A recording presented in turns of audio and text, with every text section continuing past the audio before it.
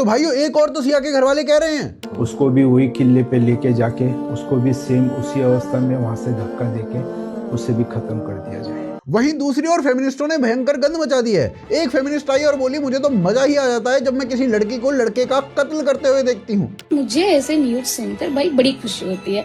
मैं तो लड़कियां तुम्हारे साथ। इस लड़की का नाम अपूर्वा है, ये उड़ीसा से आती है और ये बोल रही है कि इसका बस चले तो ये 4-5 लड़कों को मार ही दे। तो इतनी गट्स मुझ में होती तो मैं अभी तक 5-6 मर्डर कर चुकी होती, बट नहीं है, तुमने है, बहुत अच्छा कर रहे हो। इसके अलावा प्रियंका देशमुख नाम की एक फेमिनिस्ट बोलती है कि केतन तो डिजर्व करता था ऐसे मरना। अरेंज मैरिज का यही कंक्लूजन होना चाहिए। अच्छा, तो क्या ये लड़के के साथ ही होना चाहिए या लड़की के साथ भी किया जा सकता है, या दोनों डिजर्व करते हैं? और किसी को मारने से बेटर उस किसी से बात करना नहीं था क्या? फिर एक फेमिनिस्ट सिम्प बोला कि सिया गोयल तो क्वीन है, सारे मर्दों को ऐसी ही गर्लफ्रेंड मिलनी चाहिए। उसने अपने प्यार के लिए अपने होने वाले पति को मार दिया। अब घोड़े के बाल रिपोर्ट वर्ड। पुलिस ने बताया है कि सिया ने केतन को इसलिए मारा क्योंकि उसके सर पर बाल नहीं थे, वो विग पहनता था और वो अपने माँ बाप को शादी के लिए मना करके नाराज नहीं करना चाहती थी, इसलिए उसने केतन को मार दिया। और चेतन यानी उसका बॉयफ्रेंड, वो केतन के साथ उसकी शादी जब फिक्स हो चुकी थी ना, उसके बाद बना था। तो घोड़े के बाल कौन सा प्यार? और अगर वो केतन को बोलती कि मेरा तो चेतन के साथ अफेयर चल रहा है, ये शादी मैं नहीं कर सकती, तो क्या केतन जबरदस्ती कर लेता?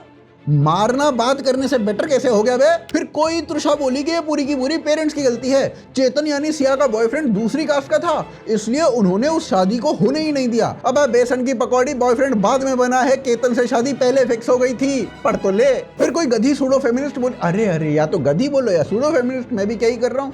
वो बोली कि सिया ने कुछ गलत नहीं किया है, उसने तो अपने फ्यूचर रेपिस्ट को मार दिया है। केतन को कोई हक नहीं बनता कि वो एक लड़की का रेप कर दे क्योंकि उसके पास पैसा है। अबे कोई सेंस है तेरी बात में? तुम्हारे पापा तुम्हारी मम्मी के साथ रेप रूप करते होंगे, पर तुम अपने घर की कहानी सबके ऊपर क्यों थोप रही हो? शादी बोलते हैं उसे। और मैरिटल रेप के आंकड़े क्या हैं वो कभी सर्च कर लेना, उन आंकड़ों को देख के तुम्हें शर्म आ जाएगी ऐसे जनरलाइज करने में। ओह सॉरी, तुम तो फेमिनिस्ट हो, तुम्हें शर्म कहां से आएगी? फिर किसी बुद्धिहीन फेमिनिस्ट ने कहा, अरे बुद्धिहीन और फेमिनिस्ट, ये तो टोटोलॉजिकल एरर हो गई भाई साहब। तो ये मैडम बोली, जो भी लड़का लड़कियों को रिस्पेक्ट नहीं करता है वो ऐसी ही लड़की डिजर्व करता है, और जो लड़की लड़कों को रिस्पेक्ट नहीं करती है वो कैसा लड़का डिजर्व करती है जी? बोलो ना, बताओ ना। और दीदी तुम्हारी खुद की बातों में लॉजिक दिख रहा है तुम्हें? केतन तो सिया की खूब इज्जत करता था, उसकी बात मानता था, मतलब ये बात तक मान गया कि उसने उसे धक्का देने की कोशिश नहीं की और सच में सांप दिखा होगा जब पहली बार सिया ने केतन को मारने का ट्राई किया था, और फिर भी सिया ने उसे मार दिया। तुम्हारी बातों में लॉजिक कहाँ है दीदी? ओहो, फेमिनिस्ट की बातों में लॉजिक कहाँ ढूंढ रहा हूँ मैं? अच्छा, अब लास्ट में कुशा कपिला से एक प्रश्न कि दीदी तुमने कहा था लड़कों को कुछ नहीं करना, बस कंडेम करना है 370 वाले लड़के को।